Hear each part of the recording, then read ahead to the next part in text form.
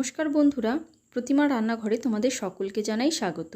আজ আমি তোমাদের জন্য নিয়ে এসেছি সয়াবিনের একটি নতুন রেসিপি। তোমরা দেখো কি করে আমি সেই রেসিপি তৈরি করছি। রেসিপি তৈরি করার জন্য লাগছে গাজর, ক্যাপসিকাম আর পেঁয়াজের পাপড়ি। এবারে লাগছে মেন উপকরণ সয়াবিন। সয়াবিনের মধ্যে আমি লবণ আর সামান্য পরিমাণে হলুদ দিয়ে দিয়েছি। এখন আমি এখানে দিয়ে দেব 1 চামচ পরিমাণে ময়দা।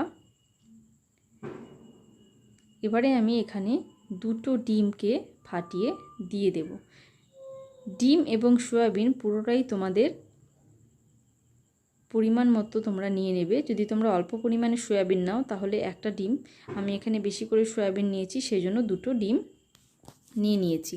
এবারে আমি হাত দিয়ে সেগুলোকে খুব ভালোভাবে মেখে নেব। এরপর আমি কড়াইতে তেল গরম করতে দিয়ে দিয়েছি। তেল গরম হয়ে গেলে আমি সেই মেখে রাখা সয়াবিনগুলোকে দিয়ে খুব ভালো করে নেড়েচেড়ে ভেজে নেব। দেখে নাও বন্ধুরা, ঠিক এইরকম দেখতে হয়েছে সয়াবিনগুলো। আমি এইগুলোকে কড়াইতে দিয়ে দিচ্ছি, দিয়ে খুব ভালো করে নেড়েচেড়ে মেখে নেব। তার আগে বন্ধুরা তোমাদের আমি একটা কথা বলে রাখি, তোমরা যারা আমার ভিডিও দেখছো অথচ আমার চ্যানেল এখনও পর্যন্ত সাবস্ক্রাইব করোনি, তোমরা প্লিজ আমার এই চ্যানেল সাবস্ক্রাইব করো, আমার সঙ্গে থাকো। আরও নতুন নতুন ভিডিও পেতে লাইক এবং কমেন্ট করতে একদম ভুলবে না। দেখে নাও বন্ধুরা, ঠিক এইভাবে ভেজে নিতে হবে, খুব ভালো করে ভেজে নিতে হবে, তাহলে সয়াবিনগুলো খেতে খুব সুন্দর লাগবে। আমি এখানে ফরচুনের সয়াবিন নিয়েছি, তোমরা যে কোনো ধরনের সয়াবিন তোমরা যেটা খেতে পছন্দ করো সেটাই তোমরা নিতে পারো। সয়াবিনগুলো আমার ভাজা হয়ে গেছে। আমি এবারে তেল ছেঁকে ছেঁকে আস্তে আস্তে সব সয়াবিনগুলো একটা পাত্রে তুলে নিচ্ছি। এখন আমি সেই কড়াইতেই যে তেলটা বেঁচে রয়েছে, আমি সেই তেলের মধ্যেই কাটা সবজিগুলো দিয়ে দেব। সবজির মধ্যে আমি নিয়ে নিয়েছি প্রথমেই গাজর। দেখো তোমরা, গাজরগুলো আমি গোল গোল চাক চাক করে কেটে নিয়েছি। গাজরগুলো অর্ধ ভাজা ভাজা হয়ে এলে আমি এখানে দিয়ে দেব ক্যাপসিকামগুলো। ক্যাপসিকামগুলোও আমি একটু বড় বড় করে কেটে নিয়েছি। এবার গাজর আর ক্যাপসিকামগুলো আমি নেড়েচেড়ে ভালো করে ভেজে নেব।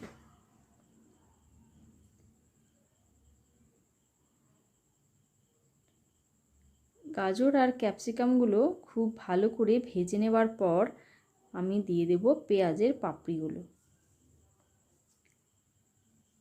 একটু ভালো করে ভাজতে হবে বন্ধুরা, যাতে কাঁচা গন্ধটা না থাকে, তাহলে খেতে খুব সুন্দর লাগবে। দেখো খুব সুন্দর করে ভাজা ভাজা হয়েই এসছে।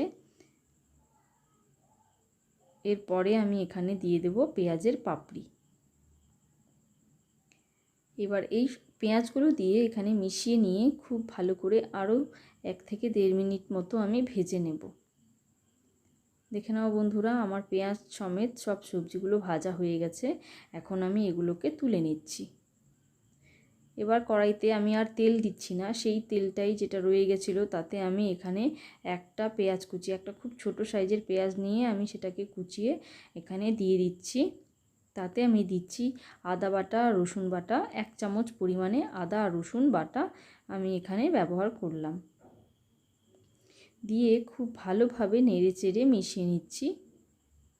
আদা রসুন বাটাটা ভালোভাবে কষানো হয়ে গেলে আমি এখানে দিয়ে দিলাম জিরের গুঁড়ো, আর আমি দিয়ে দেব ধনের গুঁড়ো, আর দিয়ে দিচ্ছি সামান্য পরিমাণে লঙ্কার গুঁড়ো।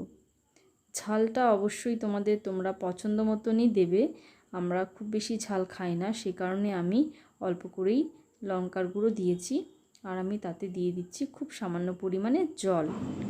জল দেবার পর আমি এটিকে খুব ভালোভাবে নেড়ে চেড়ে কষিয়ে নেব। মশলাটা কষানোর সময় আমি এখানে দিয়ে দিচ্ছি হলুদ আর স্বাদ মতন লবণ। হলুদ আর লবণ দিয়ে আমি মশলাটাকে খুব ভালোভাবে কষিয়ে নেব। খুব ভালোভাবে মশলাটা কষানো হয়ে গেলে তারপর আমি এখানে ছেড়ে দেব ভেজে রাখা সয়াবিনগুলো।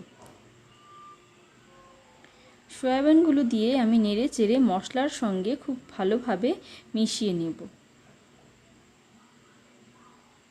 তোমরা দেখে নাও বন্ধুরা, ঠিক এইভাবে মশলার সঙ্গে সয়াবিনগুলোকে মিশিয়ে নিতে হবে। সয়াবিনগুলো খুব ভালোভাবে মেশানো হয়ে গেছে।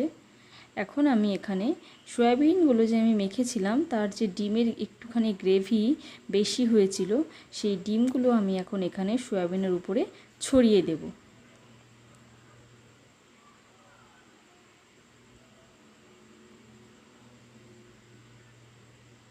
ছড়িয়ে দিয়ে আমি আবারও ভালোভাবে নেড়েচেড়ে মিশিয়ে নেব। ডিমের কাঁচা গন্ধটা চলে যাবে ততক্ষণ পর্যন্ত আমি অপেক্ষা করছি। এবারে আমি এখানে দিয়ে দিচ্ছি পরিমাণ মতন জল। অল্প পরিমাণে জল দিয়ে আমি খুব সুন্দর করে সয়াবিনগুলোকে আমি আবারও কষিয়ে নিচ্ছি। আর আমি এখানে দিয়ে দিচ্ছি স্বাদ মতন চিনি।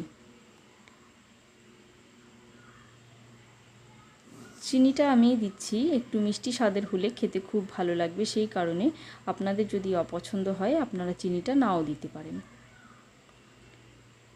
দেখে নাও বন্ধুরা, জল একদম শুকিয়ে গেছে, তেল ভেসে উঠেছে। এখন আমি দিয়ে দিচ্ছি একদম পরিমাণ মতন জল। এরপরে আমি আর কোনো রকম জল ইউজ করব না। পরিমাণ মতন জল দিয়ে আমি খুব ভালোভাবে নেড়েচেড়ে নিচ্ছি। এবারে আমি এখানে একে একে সমস্ত ভাজা সবজিগুলো দিয়ে দেব। ক্যাপসিকাম, গাজর এবং পেঁয়াজগুলো আমি এখানে দিয়ে দিলাম। দিয়ে আমি খুব ভালো করে নেড়েচেড়ে মিশিয়ে নেব। আর যখন আমি দেখব ঝোলটা বেশ গায়ে গায়ে হয়ে গেছে, মাখো মাখো হয়ে গেছে, তখনই আমি বুঝতে হবে আমার রান্না একদম রেডি। দেখো বন্ধুরা, খুব সুন্দর একটা কালার এসছে, গন্ধও দারুণ এসছে। আর আমি এখন এখানে দিয়ে দিচ্ছি হাফ চা চামচ পরিমাণে গরম মশলার গুঁড়ো আর 1 টেবিল চামচ গোলাপ জল। তোমাদের কাছে যদি গোলাপ জল না থাকে তোমরা নাও ব্যবহার করতে পারো। দেখে নাও বন্ধুরা, আমার রান্না একেবারে রেডি। খুব সুন্দর দেখতে হয়েছে। তোমরা সকলে বাড়িতে অবশ্যই করে খাও। ভালো থাকো, ধন্যবাদ।